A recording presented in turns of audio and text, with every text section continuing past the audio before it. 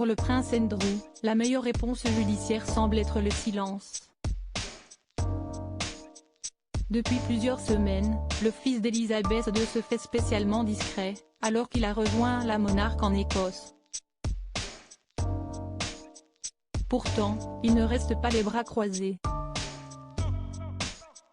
Lundi 9 août, Virginia Giuffre a déposé une plainte à New York contre le prince Andrew, qu'elle accuse d'avoir abusé d'elle dès ses 16 ans, et ce entre 1999 et 2002, alors qu'elle travaillait pour Jeffrey Epstein en tant que masseuse.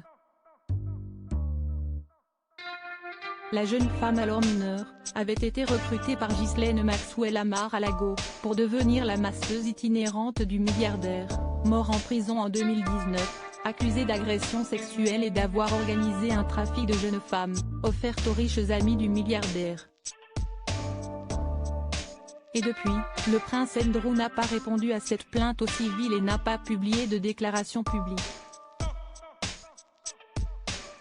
Selon la loi américaine pourtant, le prince Andrew doit se voir remettre les documents juridiques en personne, mais les avocats de Virginia Giuffre n'ont pas encore pu l'approcher.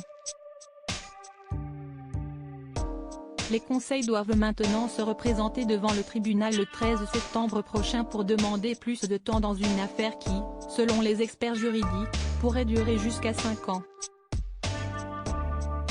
Et ils vont devoir composer avec le mutisme du prince Andrew, sommé de garder un mur de silence par ses propres avocats tandis que son équipe juridique passerait en revue chaque détail avec une précision exacte pour s'assurer qu'il n'y avait pas de problème à venir, a fait savoir une source au Mirror. Côté politique, le département de la justice américaine veut s'assurer que son homologue britannique respecte son engagement de partager les éléments de l'enquête. Pourquoi le prince Andrew est sommé de garder le silence? Les États-Unis et le Royaume-Uni entretiennent des relations étroites, productives et résistantes en matière d'application de la loi et d'assistance juridique mutuelle, explique un membre du gouvernement américain, cité par The Sun. Nous restons en contact étroit sur de nombreuses affaires actives au quotidien et continuerons à demander de l'aide en matière pénale, dans la mesure où nous fournissons une aide similaire en retour. Retranché à Balmoral depuis plusieurs semaines, le prince Andrew suit les recommandations de son équipe juridique. Il est joyeux et détendu à Balmoral.